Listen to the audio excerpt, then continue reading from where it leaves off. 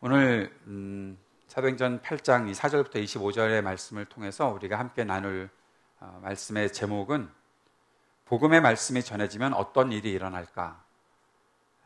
아까 어떤 자매가 저보고 목사님 설교 제목이 점점 길어지시는 것 같아요. 그런데 제가 한번 기록 세워보려고 합니다.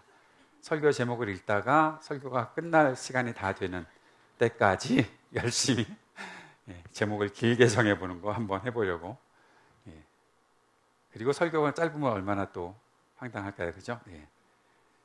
자, 오늘 말씀을 보면 몇 가지 우리가 생각해야 되는 부분들이 있습니다. 첫 번째는 4절에 그 흩어진 사람들이라고 말하면서 사람들이 흩어졌다라는 말을 하고 있죠.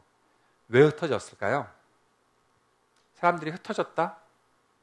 우리가 사도행전 본문을 잘 읽어왔던 분들은 지난번 우리 스데반이 등장을 했을 때 11시 예배 때는 제가 알기로는 정수대반도 나오고 유수대반도 나오고 이수대반도 나오고 그렇게 나왔던 걸로 기억하는데, 스데반이 그 죽임을 당한 이후에 사울이 그리스도인들을 핍박하면서 그때 사람들이 핍박을 당하면서 이제 다 도망가게 되었던 일들이 생긴 것을 오늘 본문에서 이렇게 말하고 있는 겁니다.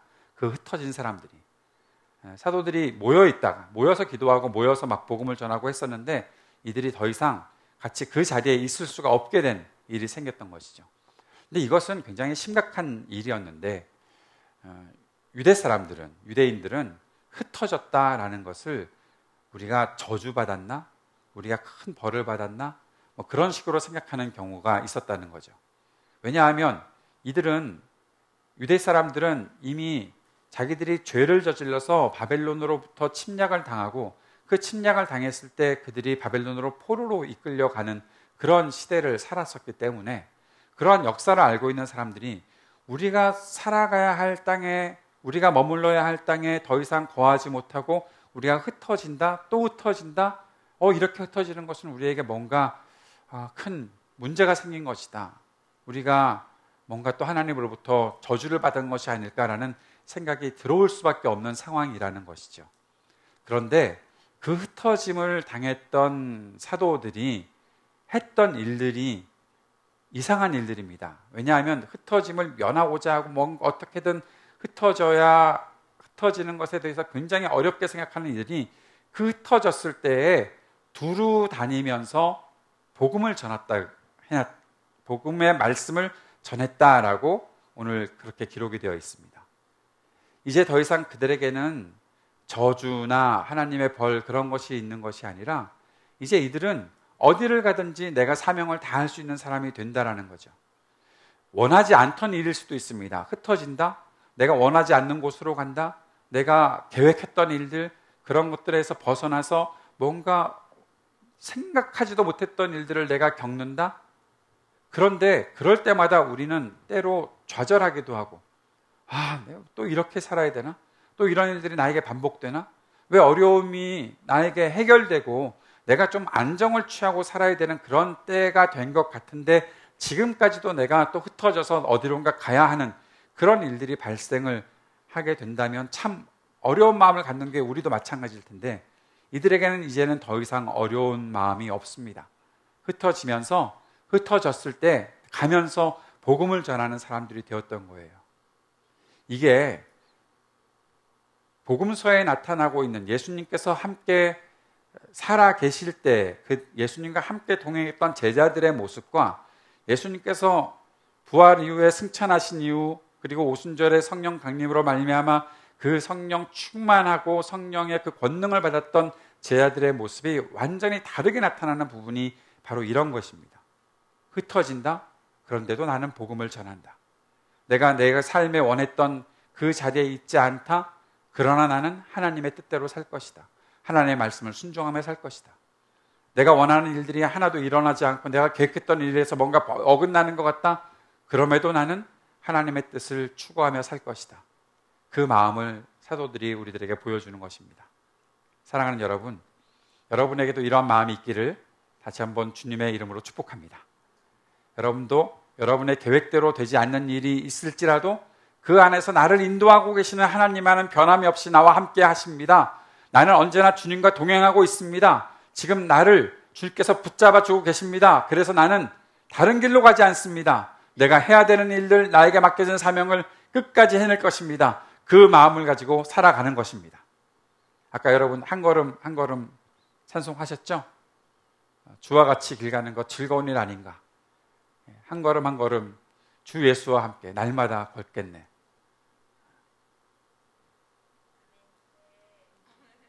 여러분의 진심의 고백으로 드려졌죠?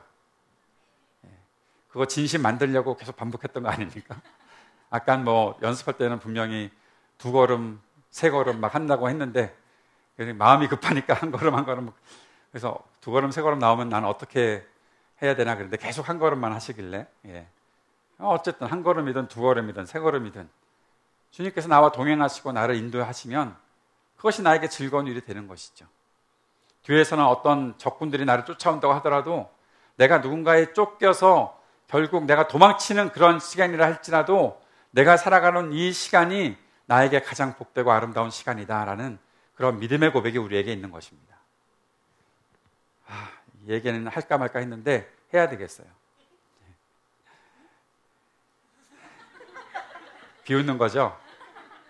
뭘 할까 말까? 그럼 하지 말아야지. 보통 그렇지만 오늘은 주님께서 인도하시는 대로. 아까 한 걸음 한 걸음 계속 그랬으니까. 제가 대학을 다닐 때 전공했던 과목이 수학이었거든요. 그런데 저는 수학 공부가 너무너무 어려운 거예요. 학교 가는 것 자체가 너무 힘든 거예요. 오늘도 못 알아듣는 얘기를 듣게 되겠지라는 마음이 머릿속에 있는 거예요. 그럼에도 불구하고 학교를 꾸준히 갔습니다. 꾸준히 갔던 이유는 나를 하나님께서 그 자리에 보내신 이유가 있을 것이라는 확신이 있었기 때문에 그렇습니다. 수업 시간에 배우는 것은 하나도 못 알아듣겠는데 그걸로 인해서 제가 좌절하지 않습니다.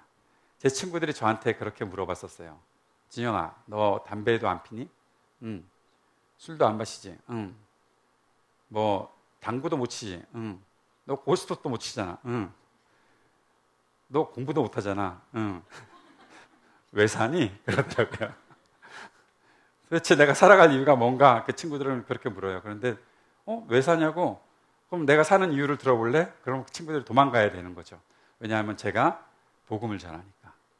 제 가방 속에는 항상 있던 그 소책자, 사형리 소책자가 있었고 누가 내 옆에만 앉았다? 그러면 그때부터 물어봅니다. 사형리에 대해서 들어봤냐고. 그리고 전도를 시작을 합니다. 제 옆에 앉으면 걸리는 겁니다. 친구들은 저를 도망 다녀야 됩니다. 버스를 타거나 기차를 타거나 무엇을 타더라도 누구라도 내 옆에 있으면 벤치에 혼자 앉아 있거나 그러다가 내 눈에 걸리면 가서 물어봅니다. 도를 하십니까? 그게 아니고 그게 아니고 사형리에 대해서 들어보셨습니까? 못 들어봤습니다. 그럼 잠깐만 시간을 내달라고. 5분이면 된다고. 예수님을 전하고 예수님을 영접하는 일들, 그런 일들이 저한테 너무 즐거움이었으니까, 그것이 저에게 좋은 일이었으니까, 내가 이렇게 어려운 일들을 내가 왜 해야 되나, 왜 이 어려운 학교를 내가 왜 다녀야 되나, 심지어는 군대를 제대하고 복학까지 했는데 하나님, 제가 복학하는 이유는 하나님께서 정해주신 이유를 내가 발견해야 합니다라는 그 이유 때문에, 그 사명 때문에 그 자리에 있는 것이죠. 하나님께서 은혜를 베풀어 주셔서 제가 졸업을 했다는 거 아닙니까? 제가 이학사입니다. 이학사. 그래봐도 수학과 졸업하면 이학사라고 그래요. 너무 이상하게 이상한 사람을 말하는 게 아니라 이학사는 자연과학을 전공한 사람을 가리켜서 말하는 거죠. 하나님께서 저를 보내신 이유, 하나님께서 저를 그 자리에 있게 하신 이유, 그것을 아는 사람이 되었던 것, 흩어지더라도 복음의 말씀을 전하는 사람이 되었던 것, 그게 즐거운 것임을 알았으니까 그런 것이죠. 이 제자들이 이제 이렇게 복음을 전하는데 한 사람이 등장합니다. 빌립입니다. 빌립은 누군가 하면 사도행전 6장에서 7사람들을 세울 때 7집사라고 표현을 하는데, 보통 7사람들을 세울 때 있었던 사람 중에 한 사람이 스데반, 그리고 또 빌립인 것이죠. 빌립은 왜 세워졌습니까? 7사람을 왜 세웠죠? 사도들이 말씀과 기도하는 일에 더 전념하게 하게 하려고 빌립과 함께 하는 그 7사람을 세워서 그들이 교회에 구제하는 일들 또는 행정하는 일들, 그런 것들을 잘 맡아서 사도들은 복음 전하는 일에 더 전념하게 하려고 지금 그들을 세웠잖아요. 근데 여러분 이상하지 않으세요? 저는 질문이 생겨요.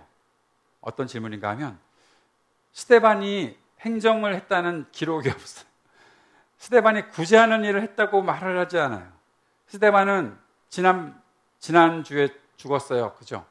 복음을 전하다가 예수 그리스도의 십자가를 증거하다가 아브라함 때부터 시작해서 그리스도까지 오는 그 모든 역사를 사람들 앞에서 설교하다가 하나님의 영광을 본다고 하는 그 말에 사람들이 돌을 던져서 죽였어요. 구제를 하다가 죽었다 그러면 좀 이해가 되겠는데 구제를 하다가 죽은 게 아니라 복음을 전하다가 죽었대요. 사도들이 하던 일. 근데 오늘 빌립을 보면 빌립도 사마리아 성에 가서 그리스도를 백성에게 전파했대요. 도대체 행정과 구제는 누가 한 것이지? 계속 저는 그 질문이 들어와요. 계속 그들을 세웠다고는 하는데 도대체 그 일은 누가 하고 있는 거지? 근데 우리가 확실하게 알아야 할 것은 스데반도 마찬가지고 빌립도 마찬가지고 그 외에 5사람도 마찬가지고 그들이 단지 행정과 구제하는 일로 부르심을 받았던 게 아니에요. 사도들이 복음을 전하고 말씀을 전하고 기도하는 일에 전념하게 하려고 그 일들을 돕는 사람이 되었던 것이기 때문에 복음을 전하는 것은 이들에게 기본이었어요. 그들은 때를 얻든지 못 얻든지 복음을 전하는 일들을 했어야 했어요. 그 일이 그들에게 가장 중요한 사명이었다는 거예요. 가끔 교회에서 오해하는 사람들이 있습니다. 복음 전하는 일은 누구만 하면 되지, 목사님만 하면 되지, 장로님만 하면 되지. 나는 교회에 다른 일 하러 왔어요 라고 생각하는 사람들도 있을지 몰라요.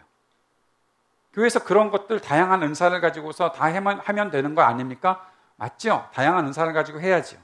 그러나 빌립처럼 스데반처럼 그 속의 중심과 기본은 하나님의 말씀 그리스도의 복음을 증거하는 것이 되어야 하는 겁니다. 사랑하는 여러분, 여러분의 삶의 모든 것의 중심은 그리스도의 복음을 전하는 것에 맞춰져 있어야 하는 겁니다. 그것이 다른 사람들에게 맡길 일이 아니에요. 예수 그리스도를 따르고자 하는 사람들이라면 예수 그리스도의 복음을 전하는 것은 마땅한 일입니다. 내가 어떻게 복음을 전해야 되는지 모르겠어요. 그래서 난 못해요. 아니, 모르면 배우면 되는 거죠. 여러분 아까 11시 예배 때 목사님들을 불러다가 여기다 세워놓고 꽃을 주면서 가르쳐 주셔서 고맙습니다. 그 이유는 스승의 날이 이번 주에 있습니다. 그러더라고요. 저는 되게 하기 싫어하는 일이 꽃 받고서 앞에서 박수 받는 일인데 그걸 억지로 시켜가지고 제가 지금 너무 피곤해요. 근데 한 가지 제가 딱 받은 게 있어요. 스승의 날이어서 그렇게 우리들을 가르쳐 주신 목사님들께 감사하셨다면서요. 그러면 여러분, 내가 복음을 전할 줄을 모르는데 복음 전할 수 있도록 가르쳐 주세요라고 해야 되는 게 선생님한테 부탁하는 거 아닙니까? 그러면 저희가 가르쳐 줄까요? 안 가르쳐 줄까요? 가르쳐 주죠. 목사들은요, 여러분이 가르쳐 달라고 하는 것을 가르쳐 주기 위해 이 자리에 있는 거예요. 말씀을 배우고 싶어요. 복음을 배우고 싶어요. 심지어는 어떻게 전도해야 되는지 가르쳐 주세요. 그런 거 다 가르쳐 드리려고 이 자리에 있는 거예요. 여기 교회에 존재하고 있는 거예요. 심지어 여러분은 너무 잘 만났어요. 제가 전도폭발 훈련, 임상 훈련 수료자입니다. 어떻게 전도하는지 제가 다 가르쳐 드릴 수 있어요. 제가 대학교 1학년 때 CCC라는 선교단체에서 한 학기밖에 물론 없었지만 사역일을 전하는 것에서 전문가입니다. 지금도 외우면서 할 수 있어요. 예? 가르쳐 달라고 하면 가르쳐 드릴게요.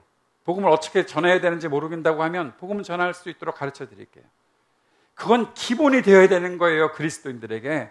내가 예수를 믿은 지 1년이 됐어요. 내가 예수를 믿은 지 10년이 됐어요. 나는 심지어 모태신앙이에요.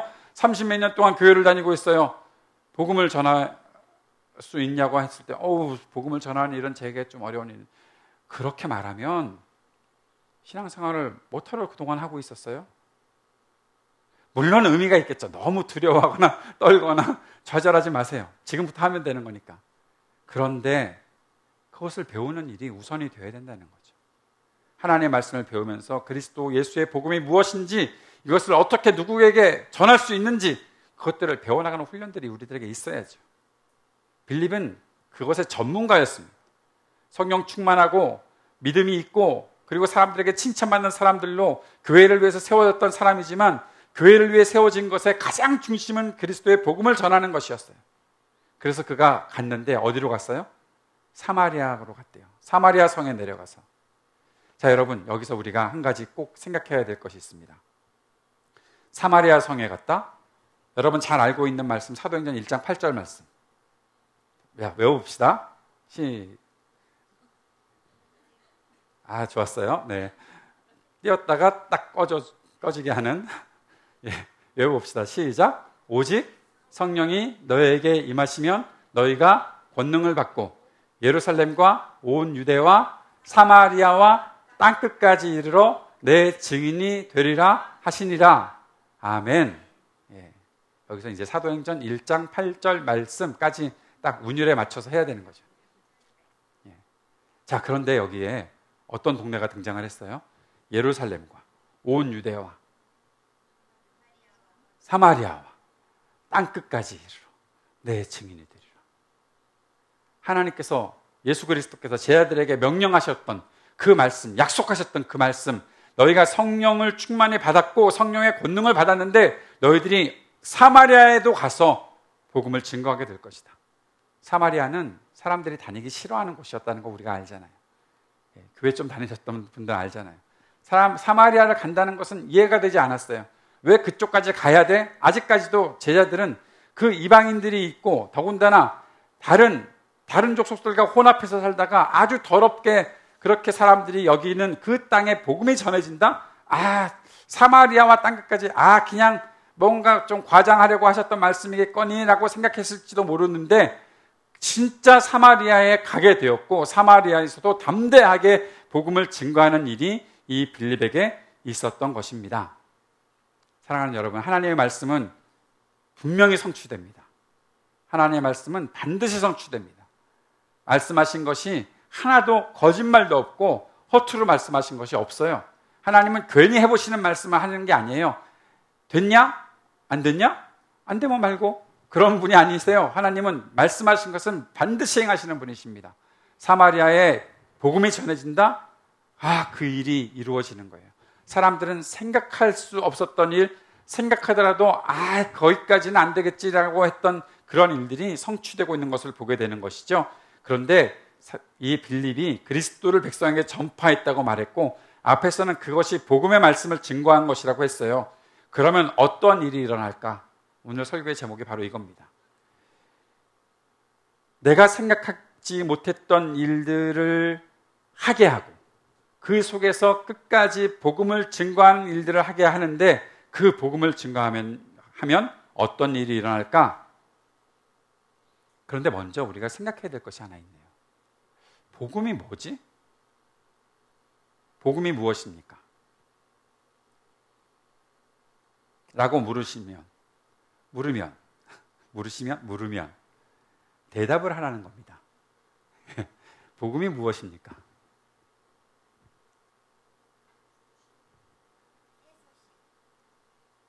기쁜 뭔 소식? 새 소식. 새 소식은 또 처음 듣는 단어네요. 네, 기쁜 소식은 들어봤어도 새 소식은 뉴스. 네, 그건 그냥 뉴스네요. 뉴스. 보통 복음을 굿 뉴스라고 하는데 좋은 소식. 그건 그냥 영어를 해석한 거고 복음의 그 내용이 뭐냐고요. 복음의 내용이 뭐냐고요. 복음을 전한다. 아까 복음을 전하는 것을 배워보자 그랬는데 그러면 복음이 뭔지를 알아야지 전할 거 아니겠어요. 뭡니까 복음이?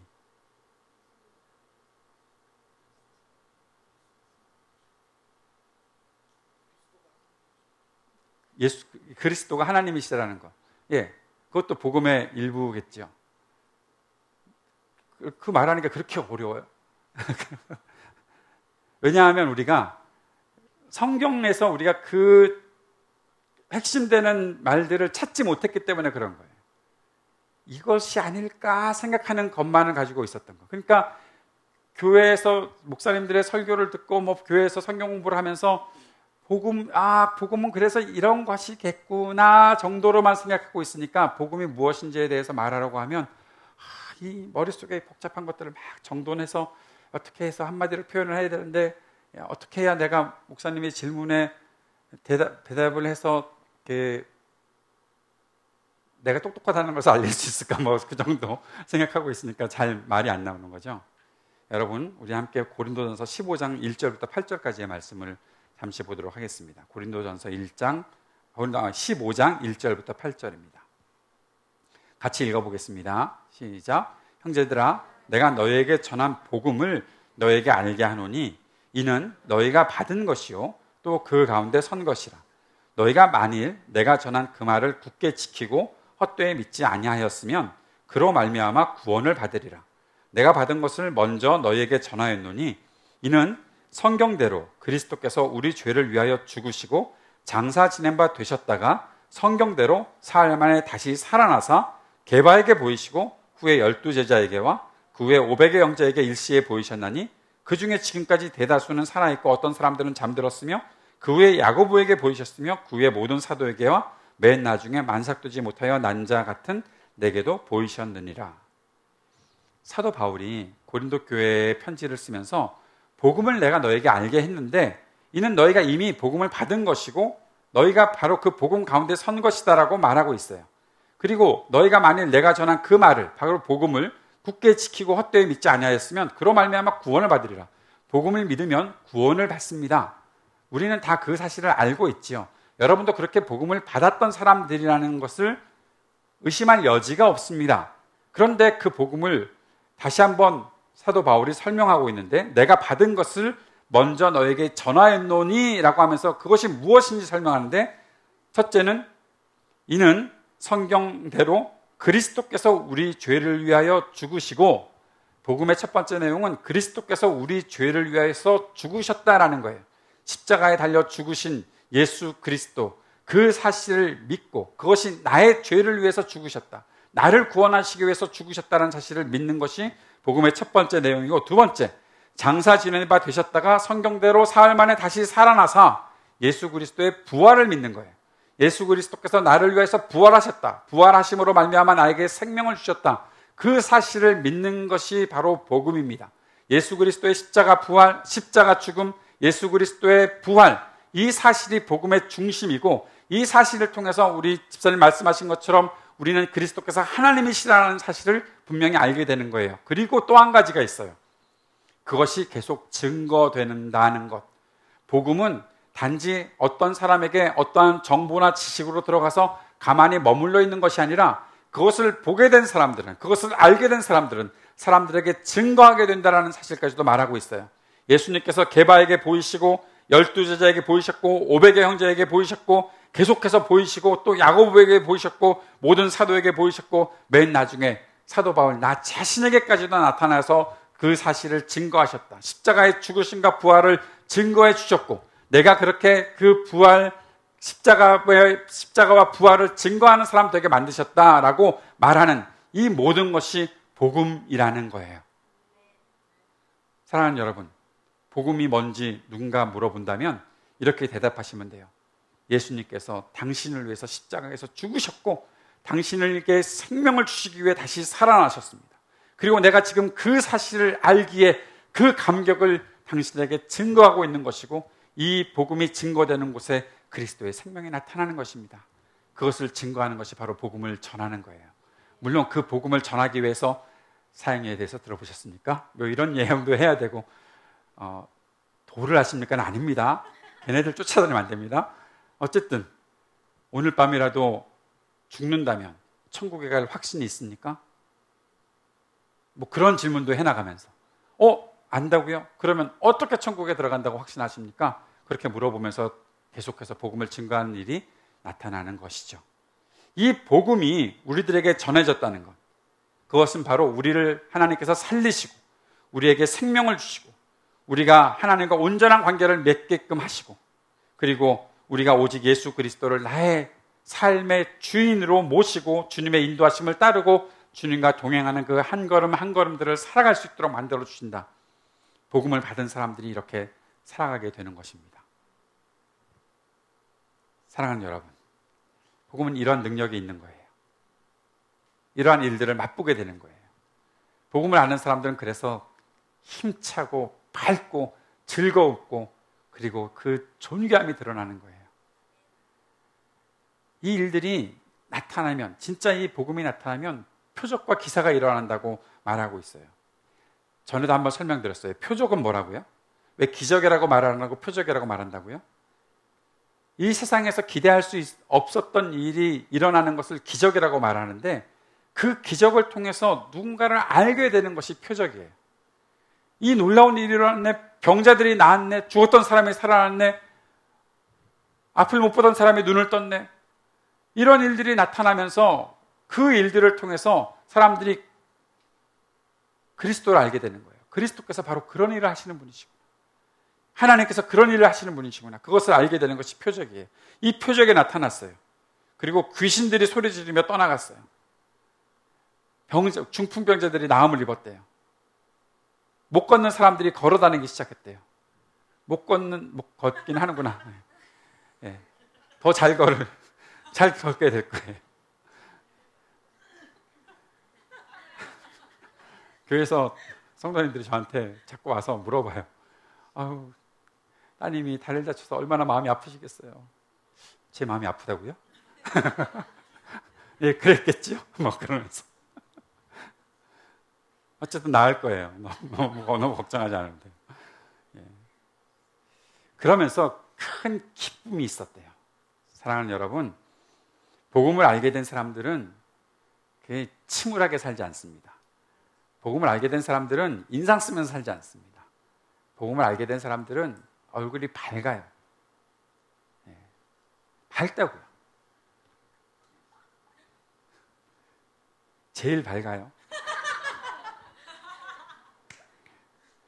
예. 복음은 우리를 밝게 만드는 힘이 있는 거예요. 하나님이 역사하시는데 어두울 필요가 뭐가 있어요? 물론 죄 때문에 애통할 때도 있어요. 죄를 지어놓고 희희낙낙하면서 웃으면서 지내는 건 그럼 미친놈이지. 죄송해요. 제가 또 격해져서 심한 욕을 했네요. 네.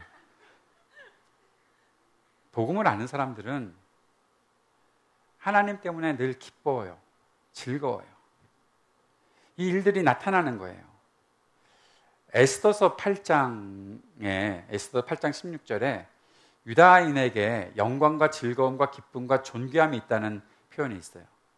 사실 에스더서는 우리 새아침 기도회 거 말씀을 쭉 들으시면 알겠지만, 에스더서에서는 한 번도 하나님이라는 단어가 등장하지 않아요. 한 번도 여호와 주님 그런 말이 등장하지 않아요. 그런데 그들의 역사 속에서 일하고 계시는 하나님을 보게 돼요.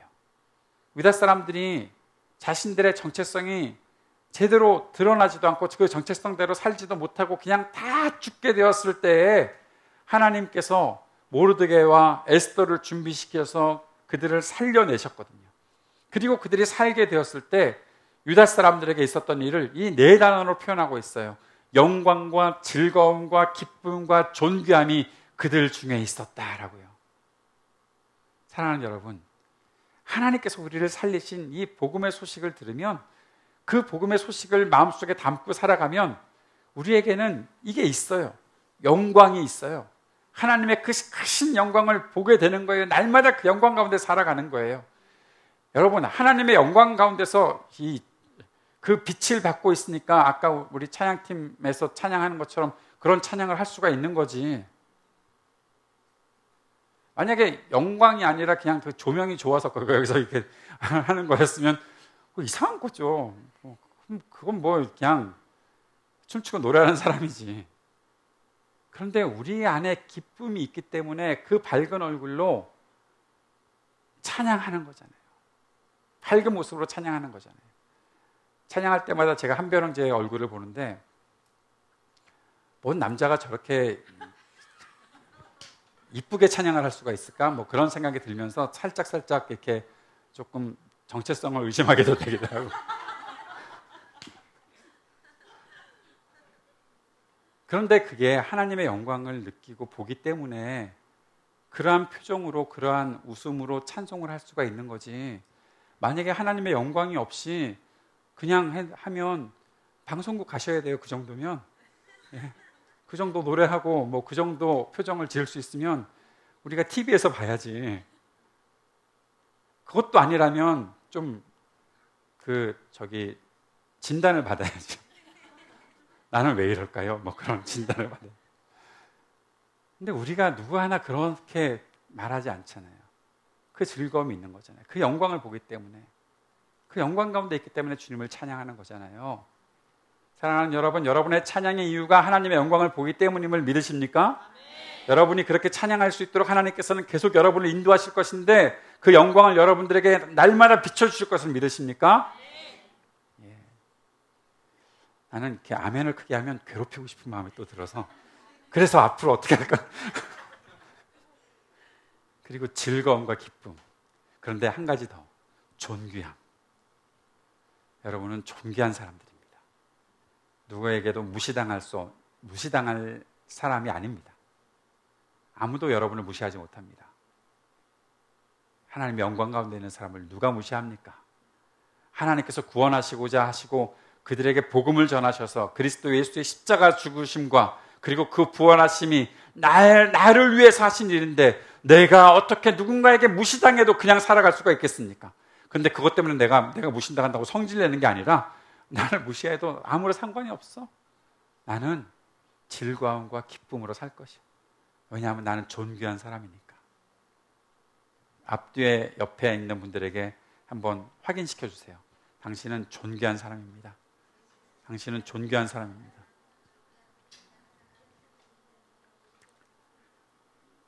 이거 너무 훈련되어 있는 얘가예요. 너무 자주 했어. 그래서 이게 너무 이렇게 굉장히 뭐라 그럴까? 넘어갑시다.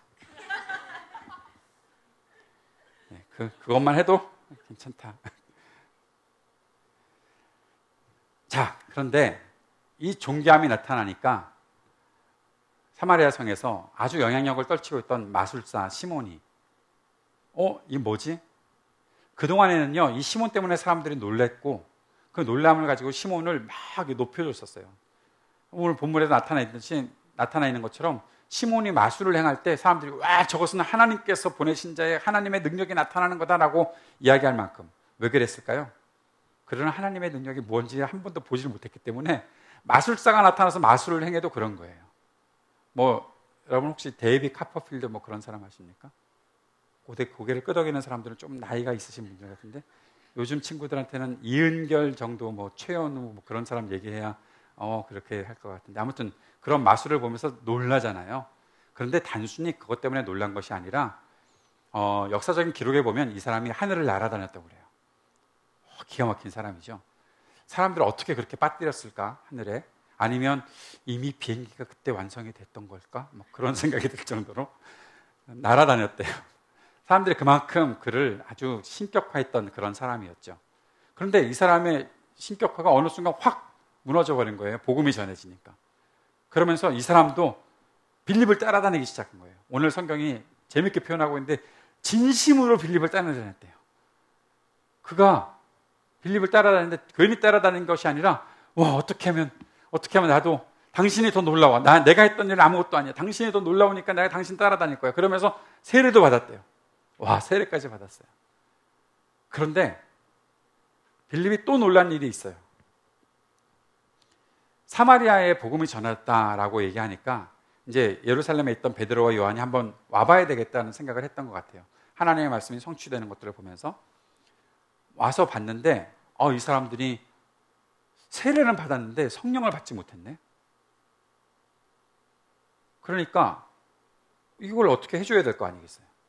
그래가지고 기도를 해줬더니 이 사람들이 성령을 받았어요. 여기서 우리는 질문이 생기는 거죠. 왜 세례를 받았는데 성령을 또 받아야 되지? 도대체 이건 뭐지? 이걸 풀어가려면 성령론 얘기를 해야 되는데 우선 마술사 시몬 먼저 보내놓고 얘기를 시작합시다. 제가 마술사 시몬이 성령을 받는 모습을 보니까 이게 너무나 강력하거든요. 그러니까 돈을 가지고 왔어요. 그동안 돈 버는 게 많겠지. 돈을 가지고 와서 돈을 주면서 베드로와 요한에게 나한테 그 기술을 좀 전수해달라고. 그랬더니 베드로가 가만두지 않았어요. 뭐라고 표현했나 하면 너는 돈과 함께 망한다. 돈 갖다 주면 돈 좋아할 줄 알았는데 넌 돈과 함께 망한다. 넌 마음이 바르지 못해. 너의 악함을 회개하고 주님께 기도해라. 너의 악독에 가득하다. 여기서 악독이라는 말은 아주 쓰디 쓴 것이 너 속에 가다라는 그런 얘기예요. 너는 불의에 묶여 있다. 이렇게 얘기하면서 시몬이 예수를 믿고 세례를 받고 그동안 빌립을 따라다녔는데 그런 거 깡그리 무시하고 성령 받게 하는 그 기술 좀 전수해달라고 돈을 가져왔는데 돈 갖다 놓으니까 거기서 했던 말들이 다 이런 말들이었어요. 그러니까 시몬이 이런 이야기가 나한테 오지 않게 기도 좀 해달라고. 물론 베드로가 얘기했어요. 너 회개해야 된다. 그래서 혹시 주님이 너를 살려주실지도 모른다 라고 그렇게 말하고 있는 거죠. 베드로가 정말 아주 뭐라고 그럴까 강하게 얘기했던 것 같아요. 회개하면 살 것이다 라고 얘기 안 해요. 왜냐하면 베드로의 마음속에 이미 시몬이 나가리가 됐거든. 그런데 혹시 회개하면 살려줄지도 모르니까 회개는 해라 뭐 그렇게 이야기했던 것 같아요. 여러분, 우선 시몬부터 보내놓고 보자고 했으니까, 자, 돈이면 다 된다고 생각하는 사람들이 있습니다. 돈이 있으면 병도 나을 수 있어요. 맞죠? 병원에 돈 안 내고 간 적 있어요? 뭐 아빠가 의사야? 보통 돈을 내면 병에서 병도 고쳐주고 약도 주고 다 하잖아요. 돈 좀 들었지, 다리 고치느라고. 돈 좀 들었대잖아요. 돈이 있으면 고침을 받을 수도 있어요. 좋은 일도 할 수가 있어요. 나에게, 여러분, 혹시 집에 쓸데없는 돈이 있으면 저한테 가져다 주시면 제가 잘 써드릴 수 있어요. 왜냐하면 돈이 있으면 선한 일도 많이 할 수가 있잖아요. 그래서 늘 주님께 기도하는 거죠. 로또가 당첨될 수 있게 해달라고. 근데 주님께서 한식하시면서 말씀하시잖아요. 그럴 테니까 로또 좀 사라. 그러면 내가 당첨되게 해줄게. 근데 안 사면서 뭐 그런 얘기를 하는 거. 그러니까 돈이 있으면 좋은 일들이 일어날 수가 있는 게 사실이죠. 그러나 하나님께서는 분명히 말씀하시는 것이 있어요. 돈과 하나님을 동시에 섬길 수 없다라고 말해요. 돈이 그만큼 힘이 있다고 하나님께서 그렇게 높여주시는 거거든요. 돈이 중요하다라고. 그러나 이 돈을 의지하고 있거나 돈으로 모든 것을 다 해결할 수 있다고 믿거나 돈만 있으면 다 되겠지 생각하고 그것으로 하나님과 뭔가 딜하려고 하는 그런 식의 생각들을 하나님께서는 베드로를 통해서 말씀하세요. 너는 불의에 묶여 있다. 내 마음이 바르지 못하다. 악독이 가득하다. 시몬이 성령 받는 일을 해가지고 무슨 일을 하겠다고 말도 안 했는데 돈 주고서 하려고 했더니 이렇게 말하고 있는 거죠. 사랑하는 여러분, 여러분에게 돈은 어떤 존재입니까? 여러분은 돈을 어떻게 생각하고 있습니까? 이것이 하나님의 뜻대로 온전히 사용되어서 하나님의 영광을 드러내려고 하는 일에 그저 도구로 생각하는 것이 아니라 그저 내 모든 생명은 돈에 걸려 있습니다. 내가 돈이 있어야 살아갈 수 있습니다. 내가 돈이 있으면 무엇인지 할 수 있습니다. 내가 돈이 많으니 교회에서도 큰 일을 할 수가 있을 것입니다. 그런 식의 생각들을 갖고 있다면 그런 마음은 버려야죠. 하나님께서 좋아하시는 마음이 아닙니다. 어떤 분이 제 멘토 목사님을 찾아왔을 때 제가 옆에 그 자리에 같이 있었어요.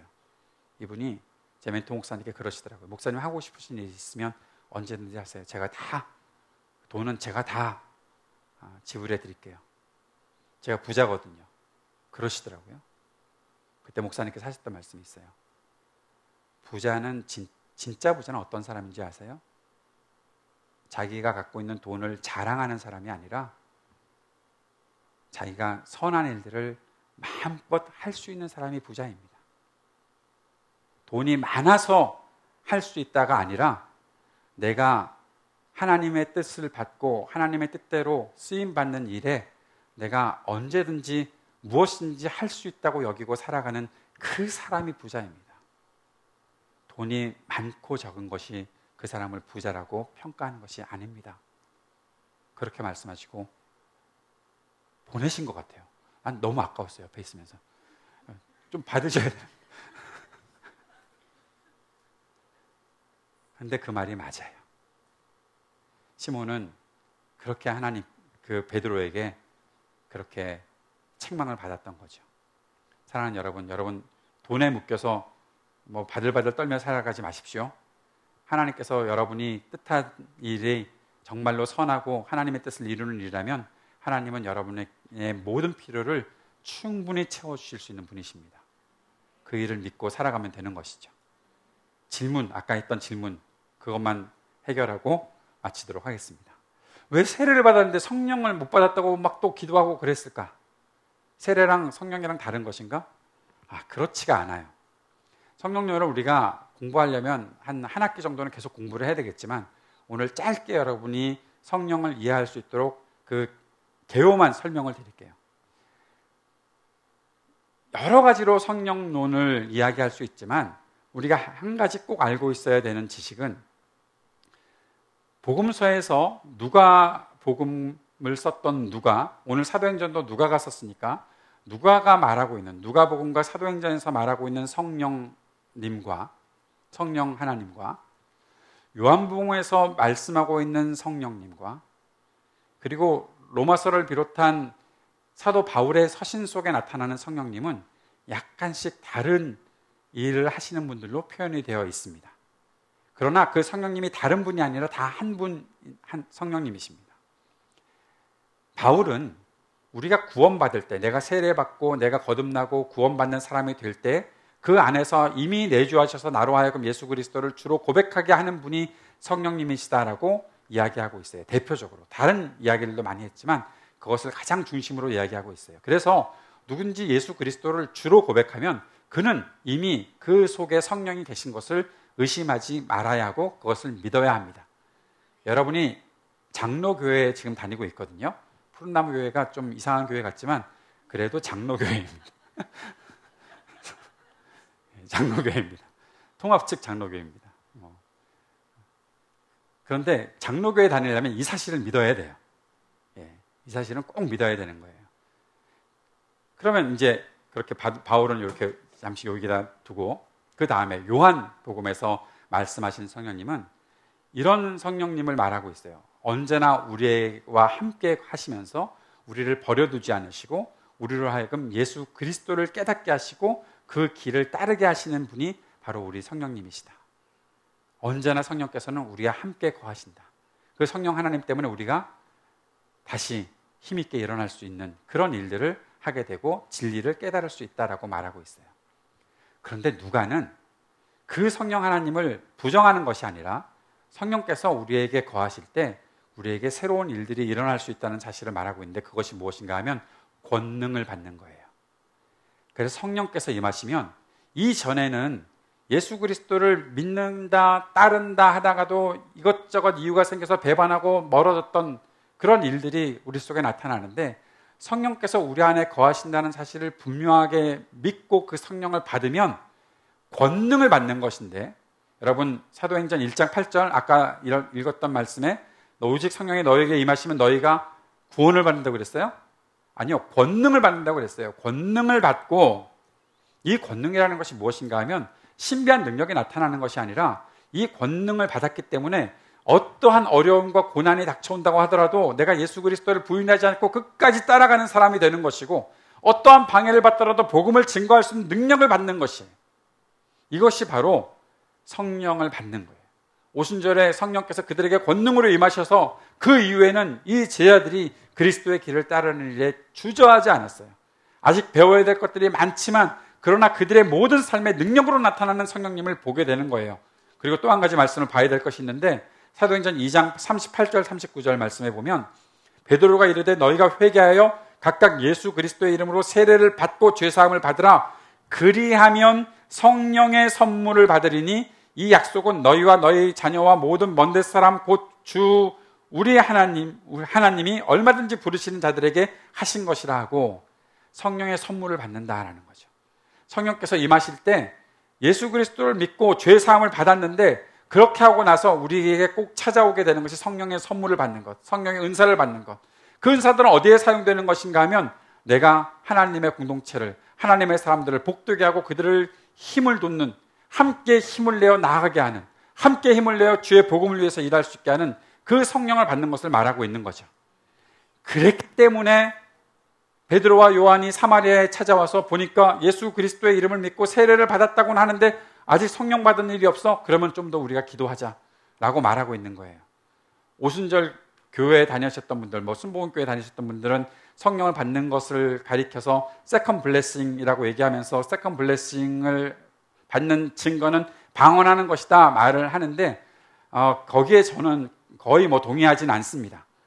그러나 뭐 그럴 수도 있으니까 그렇게 그냥 두는 것이지. 저에게 성령론을 강의하라고 할 때 그것은 제가 인정하고 싶진 않습니다. 뭐 그건 어려운 이야기니까 넘어가고, 어쨌든 누가는 성령을 받는 것을, 성령께서 오시는 것을 우리가 성령의 은사를 받는 것 내지 성령의 권능을 받는 것으로 말하고 있기 때문에 그 복음이 증거된 곳에 이러한 성령의 능력이 있어야 복음이 더 증거가 되고 더 하나님의 역사가 일어날 것에 대해서 알고 있었기 때문에 지금 이 일을 하고 있는 것이에요. 여러분, 이게 선물인데 돈 주고 사는 것이겠습니까? 하나님의 선물을 돈 주고 사는 겁니까? 하나님께서 선물을 주셨는데, 아까 제가 꽃다발을 받았는데 꽃다발을 딱 받으면서 얼마짜리야? 그렇게 물어본다면 선물 받는 게 아니죠. 내가 했던 일이 이 정도 되는데 이 정도야? 뭐 그런 식으로 하면 그건 선물 받는 사람의 태도가 아니죠. 그걸 돈 주고 살 수가 있다, 돈으로 계산할 수 있다 생각하면 그건 성령 하나님과 영 관련이 없는 일을 하고 있는 것이죠. 사랑하는 여러분, 말씀을 마칩니다. 복음이라는 것은요, 복음이 임하면요, 우리가 하나님의 뜻대로 쓰임받는 사람이 되는 것이고요, 복음이 임하면요, 우리에게는 세상의 것들과 비교할 수 없는 기쁨이 생기는 거예요. 복음이 임하면 우리는 하나님의 능력을 힘입어서 살아갈 수 있는 사람이 되는 거예요. 여러분, 이것을 보면서 놀랍니다. 사람들은 놀라게 되어 있습니다. 마술을 보고 놀랐던 사람이 이제는 하나님의 능력을 보면서 놀라는 거예요. 그 일들을 우리가 경험하게 되는 거예요. 이 세상에서 여러분, 어저께까지 무엇 때문에 놀랐습니까? 어저께까지 무엇 때문에 놀라고 살았습니까? 그 놀라움이 나의 마음을 확 뺏어가서 그것을 내가 따라다니겠다고 생각했던 사람이었다면 오늘 그리스도 예수의 복음에 놀란 사람들이 될 수 있기를 바랍니다. 그렇게 되는, 그래서 그 놀라운 일들이 여러분에게 나타나서 누군가가 여러분에게 찾아와서 나도 그 놀라움을 경험했으면 좋겠다, 나도 그렇게 그 놀라움 속에 함께하는 사람이 되고 싶다고, 그러한 역사가 있게 되기를 바랍니다. 하나님은 그렇게 역사하실 분이신데 이제 우리들에게 요구하시는 것은 그것이죠.